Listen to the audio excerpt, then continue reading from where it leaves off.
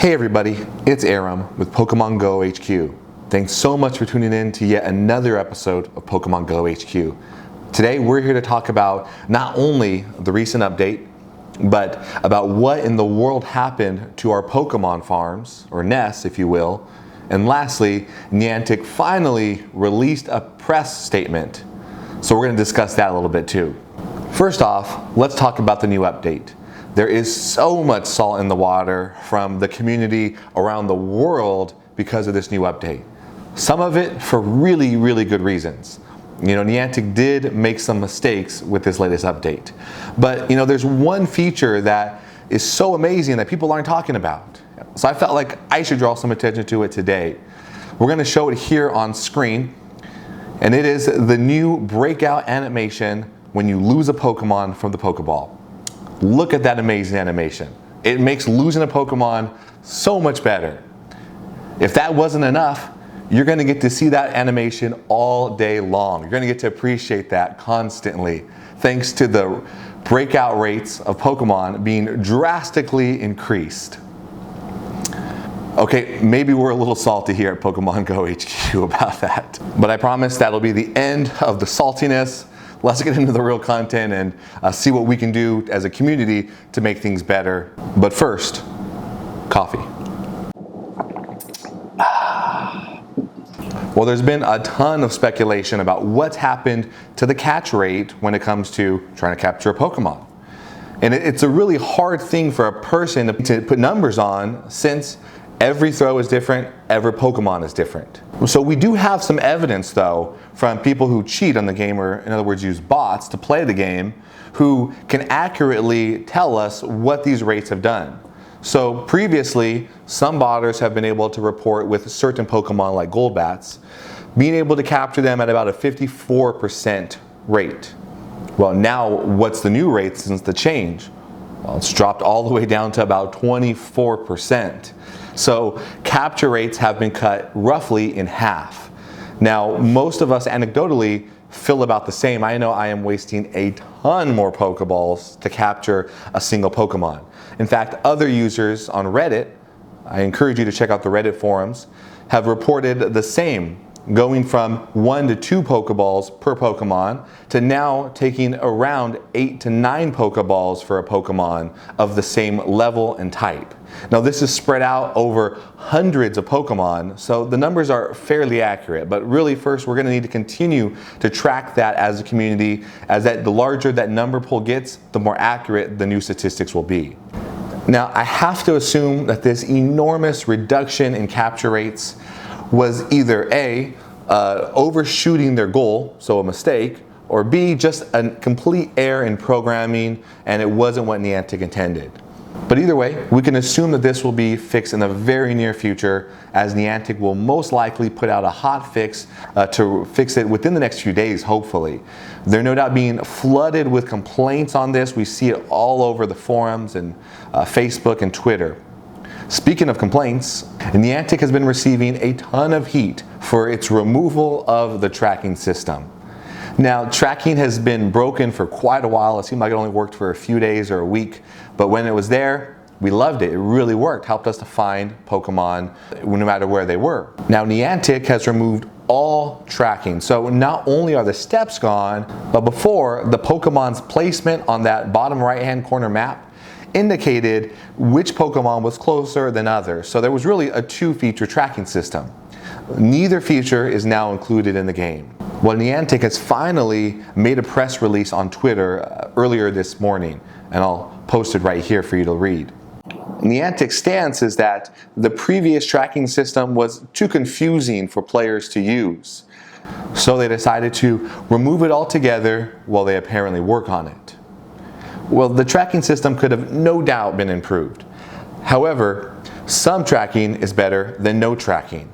So I can't help but feel that this is just an excuse to get people off their backs and to get them to stop asking, when will the tracking work? In addition to removing all tracking from the game, they also removed all tracking outside of the game. Yes, they've served legal papers or cease and desist forms to different websites and apps such as Pokevision, talked about in the last episode, informing them that they need to shut down immediately or risk legal action. Here's a clip from last episode. Since Pokemon Go is an open source game, it's not very likely that this program is ever going to go away. Boy, was that dude dead wrong. Now, Niantic has never been a fan of these applications. In fact, they've stated that they feel that these applications take away from the experience of the game that they're trying to create. So they've never been a fan of them. And that's totally fair. I mean, it's their game, it's their decision. However, now they seem to be changing their stance, saying that they're removing these programs because they interfere with their ability to push out Pokemon Go globally. Ultimately, I can't see how this is anything but a PR excuse. But it is nice to see Niantic finally communicating with their public. Let's talk about our Pokemon Nest. We won't get too in-depth on it because it's really been covered by every Pokemon YouTuber and their mom. But it seems that most nests have rotated from one Pokemon type to another. We're going to put up the full list of what's been confirmed right here for you to screen cap and take a look at. Now, some nests for some reason didn't change, such as starter Pokemons and certain random others, like some Scyther nests are still Scyther nests, along with a few other types of Pokemon. Now, it's unclear whether this was intentional, meaning that some nests just will be permanent forever, or they'll rotate on a different frequency as the common nest. Or it could just be a glitch in the programming of the game where some nests just refused to rotate this time. Either way, if you have a nest that you've been neglecting to farm, don't wait because you may never know when that nest might be removed from the game. In fact, some nests have been deleted altogether from the game, such as nearly every Dratini nest out there. RIP Dratinis. A few weeks ago, verifying the nest migrations would have been easy. All we would have had to do was log on to Pokevision or some other app and just see where the Pokemon went. Well, unfortunately, with them being gone and shut down permanently more than likely, now the only way for us to do so involves the entire community. In case you don't know, I'd like to introduce to you a community called the Silph Road. The Silph Road is the largest Pokemon community made up of dedicated and hardcore Pokemoners around the world.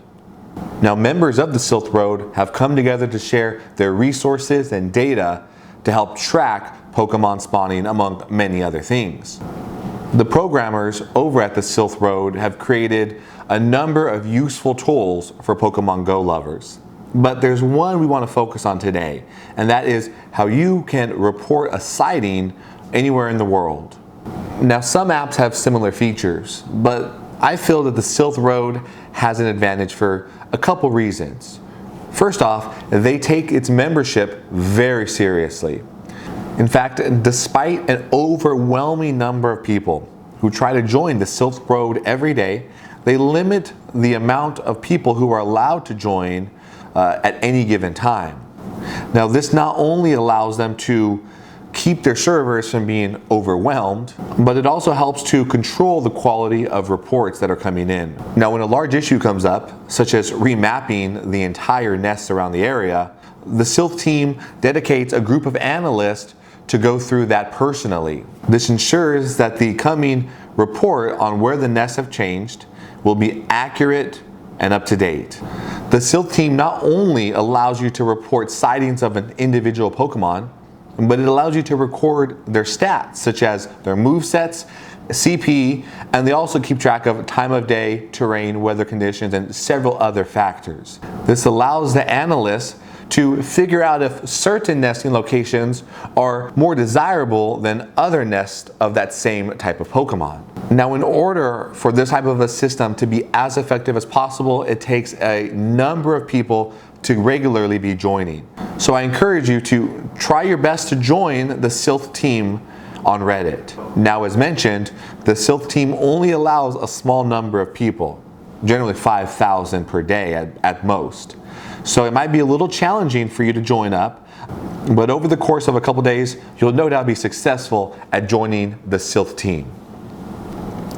So in conclusion, given Niantic's response to the tracking problem, we can see that their priority is to really roll the game out around the world and not focus on fixing in-game features.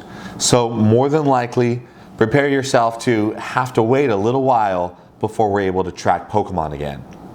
Also, don't let the lowered capture rates make you stop farming, because no doubt it's going to be fixed in the near future, and if you stop farming, you're just going to be that much farther behind your friends when they do fix it. Anyways guys, that's the video. Thank you so much for watching it. Please, if you've gotten this far, smash that thumbs up button. Likes really help us to grow as a channel. Don't forget to tell your friends and family members about Pokemon Go HQ, or as Mr. T would say, we go out, we hit people in the mouth. So thanks so much for tuning in. The next episode, we'll try to go out and have some fun on our quest again and not just be stuck here in the Pokemon studios. So in the meantime, everyone, good Pokemoning.